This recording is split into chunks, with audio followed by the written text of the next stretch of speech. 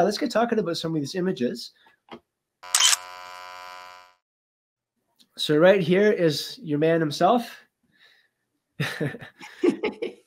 Can you tell me about kind of the story behind this photo? How, like, where was this taken, first of all? Sure, yeah. That one was taken fairly close to me, so somewhere called Blind Bay. So it's probably about 20 minutes, I think, from where I live. And I was just there, I think one weekend, so maybe on a Saturday or something. I was with my husband. We'd literally just gone for a dog walk. And I like going to that particular beach area because in the winter, the lake doesn't tend to freeze there, but it can be quite windy. So the wind blows, and then obviously the water blows over the rocks, and then you can get some quite interesting ice formation. So it's one of the places I like to go to kind of see what ice has formed, see what kind of shapes there are. I've shot quite a few landscape shots from there with sunrises and sunsets and what have you. But we were there in the middle of the day, and it was lightly snowing at the time. And I really liked how some of the ice had formed on the rocks that you can see there. So I figured I would try and take a shot. And as I was lining it up, I thought, well, it might be fun rather than just having the landscape elements, which obviously I have that shot without Jack in it. But I thought, let's see what it looks like with my husband in and with the dog in there as well. So I put the camera on a tripod. My tripod goes very low to the ground. And I set the shot up before having Jack in there. And I focus stacked the image because I wanted the foreground elements to be as sharp as the stuff in the background. So I'm not sure if you know too much about focus stacking, but basically it enables you to have that sharp focus front to back.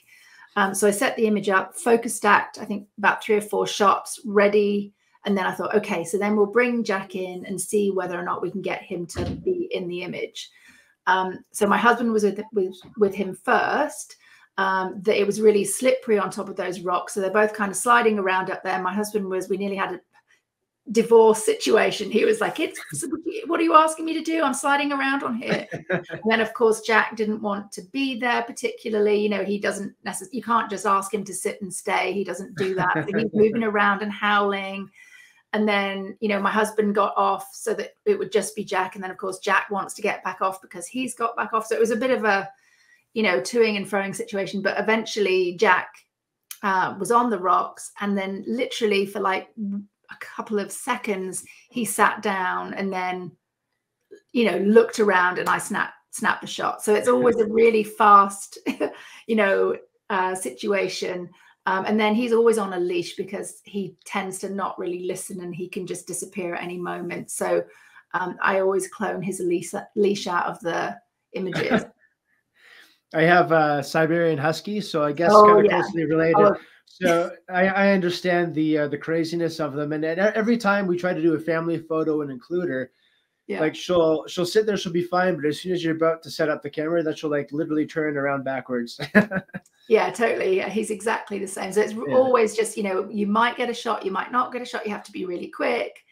Yeah. And then when I edited it, I wanted it to kind of have that cold feel. So I edited it towards kind of the blues and the cooler tones, just to kind of make it a bit moody. And and normally I wouldn't necessarily choose to have him looking out of the shot, but I quite like it for rather than looking into the frame.